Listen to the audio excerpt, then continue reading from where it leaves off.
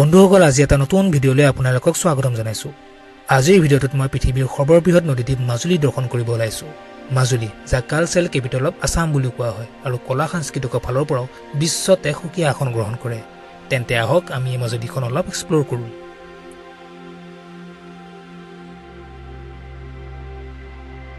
আমাৰ ঘৰৰ পৰা নিমাতী ঘাটলৈ মাত্ৰ 10 কিলোমিটাৰ ৰাস্তা। আমি গৈছিলোঁ অফলামুখ হৈ, পাৰ পাৰ্চন 20 টকা আৰু 2 হুইলাৰত ল'লে 40 টকা। 8:40 বজাত আমাৰ ফেৰী ষ্টাৰ্ট দিলে আৰু এতিয়া আমি ব্ৰহ্মপুত্ৰৰ বুকুত মাজুলীৰ দিশে আগবাঢ়িছোঁ। প্ৰায় এঘণ্টাৰ পাছত আমি মাজুলীত ভৰি দিলোহি। মাজুলীলৈ অহা মুখ্য উদ্দেশ্য হৈছে ইয়াৰ বৈষ্ণৱ গুৰুসকলৰ সত্ৰকেইখন চোৱাৰ। ইয়াত প্ৰায় 70-80খনতকৈ অধিক সত্ৰ আছে আৰু প্ৰতিখন সত্ৰৰে এক পুৰণি ইতিহাস আছে। সৰ্বপ্ৰথমে আমি গ'লো দক্ষিণপাট সত্ৰ। এইখন সত্ৰ 1654 চনতে স্থাপিত হৈছিল। সত্ৰৰ মাজভাগতে বৰনামঘৰটি আছে। নাম কীৰ্তনৰ ধ্বনি শুনি দেহ মন পবিত্ৰ হৈ গৈছে।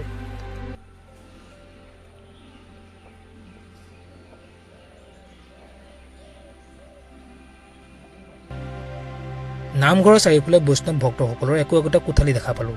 তাৰে জ্যেষ্ঠ এজনে আমাক তেওঁৰ কোঠালিলৈ নিমন্ত্ৰণ দিলে। তেখেতে আমাক খুব সুন্দৰকৈ শুশ্ৰূষা কৰিলে। তেখেতৰ এই মৰম কেতিয়াও পাহৰিব নোৱাৰিম। তোমাৰ কোনটো ডাঙৰ? কোনজন ডাঙৰ? তুমি?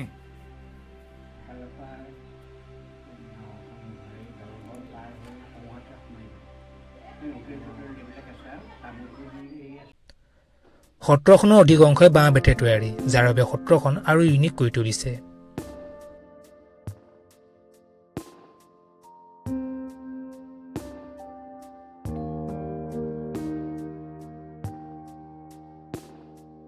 মাজুলীলৈ দেশে বিদেশে বহুতো পৰ্যটক আহে। তাৰে এগৰাকী জাৰ্মানী মহিলাৰ লগত ময়ো চিনাকি হ'লোঁ। বৰনামঘৰত সেৱা জনাই আমি গ'লোঁ মুখা শিল্পৰ বাবে বিখ্যাত চামগুৰি সত্ৰ, যিখন দক্ষিণপাট সত্ৰৰ পৰা বেছি দূৰ নহয়। এইখন সত্ৰৰ মুখ্য আকৰ্ষণ মুখা শিল্প। 1663 চনত এইখন সত্ৰ স্থাপিত হৈছিল। এইখন সত্ৰ 2003 চনত ৰাষ্ট্ৰপতিৰ পৰা ৰাষ্ট্ৰীয় পুৰস্কাৰ পাবলৈ সক্ষম হৈছিল।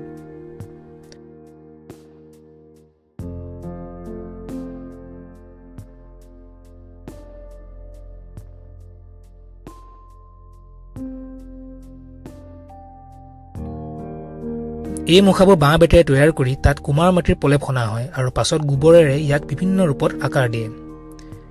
এই মুখাসমূহ ভাওনা ৰাসৰ সময়ত ব্যৱহাৰ কৰা হয়। ইয়াত ভগৱানৰ অৱতাৰসমূহ আৰু লগতে সকলো মাইথলজিকেল কেৰেক্টাৰসমূহ খুব সুন্দৰকৈ সজাই তুলিছে। এতিয়া চামগুৰি সত্ৰৰ পৰা ওলাই আহি আমি গ'লোঁ আমাৰ অন্তিমখন সত্ৰ আউনীআটী সত্ৰ চাবলৈ, যিখন চামগুৰি সত্ৰৰ পৰা প্ৰায় 7-8 কিলোমিটাৰ দূৰত অৱস্থিত। এইখন সত্ৰ 1653 চনত স্থাপিত হৈছিল। প্ৰথমে আমি ইয়াত চাকি জ্বলালোঁ আৰু তাৰ পাছত আমি বৰনামঘৰটোৰ মুখ্য দুৱাৰটিৰ ভিতৰলৈ সোমাই গ'লোঁ। ইয়াৰ ভিতৰত খুব সুন্দৰ শিল্পকলাৰ নিদৰ্শন দেখা পোৱা যায়। এই ভাগ হৈছে লাই সূতা, যি এইখন সত্ৰ নিৰ্মাণ কৰা কাৰ্যত ব্যৱহাৰ কৰা হৈছিল।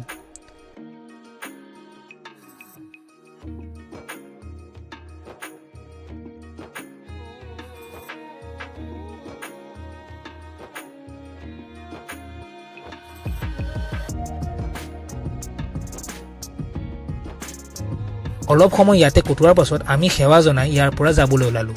দেহ মন পবিত্ৰ কৰা স্থান মাজুলী, যি নিজৰ কলা শিল্পৰ লগতে নিজৰ আচাৰ ব্যৱহাৰ ফালৰ পৰাও সকলোতকৈ আগবঢ়া। এইখন মাজুলীক মোৰ কোটি কোটি প্ৰণাম আৰু অনাগত দিনত মাজুলীখন আৰু উন্নত হওক তাৰ কামনা কৰিলোঁ।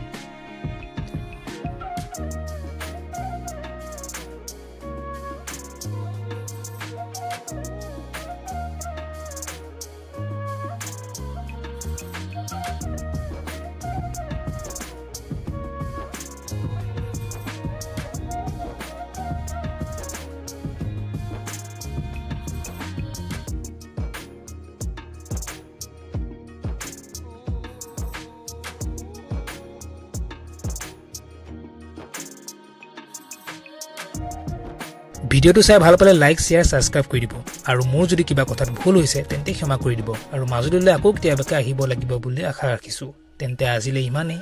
জয় শ্ৰীকৃষ্ণ।